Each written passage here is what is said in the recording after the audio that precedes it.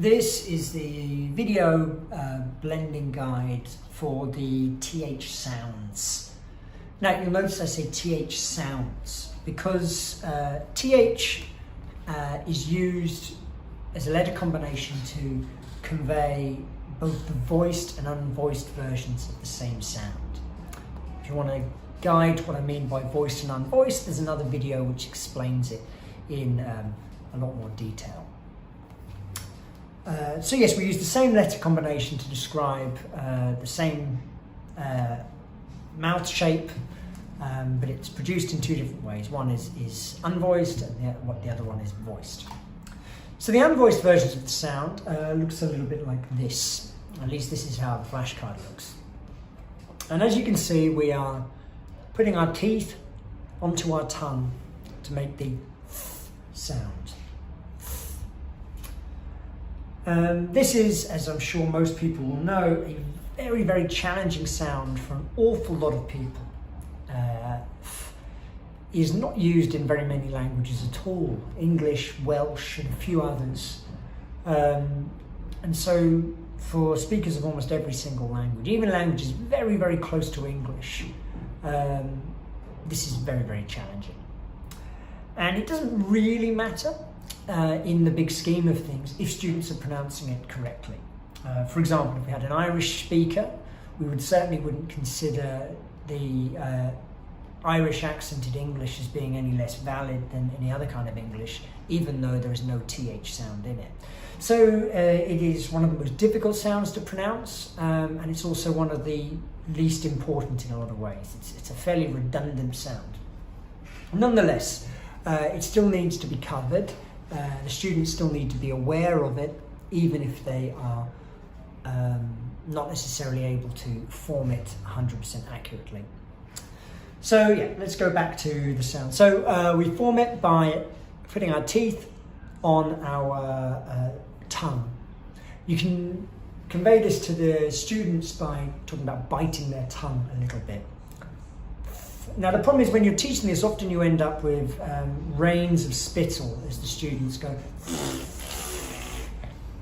So what you want to try and do is if this is happening, emphasize that they need to kind of reduce it and tone it down somehow. So we go from to, you need to make it a little bit weaker and less pronounced. So this is the sound itself in its unvoiced form.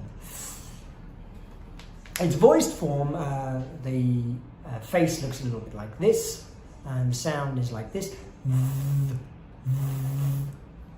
Now you may not necessarily immediately notice the difference, but if I were to give you an example of two words that utilize the two sounds, so if I take moth and I pronounce it with this sound, moth, it sounds like a different word. And similarly, if I do it the other way around, and if I say this and I pronounce it with the unvoiced version, it turns into this, which is very, very different. So having students able to understand the difference between these two is quite important. And even though the sounds, as I say, don't really matter in the big scheme of things, they are used in a lot of very high frequency words, such as this, that, they. And so getting them to at least understand, if not produce them accurately, is quite important. In terms of blending, you can blend these in a simple way. They can have a slow transition.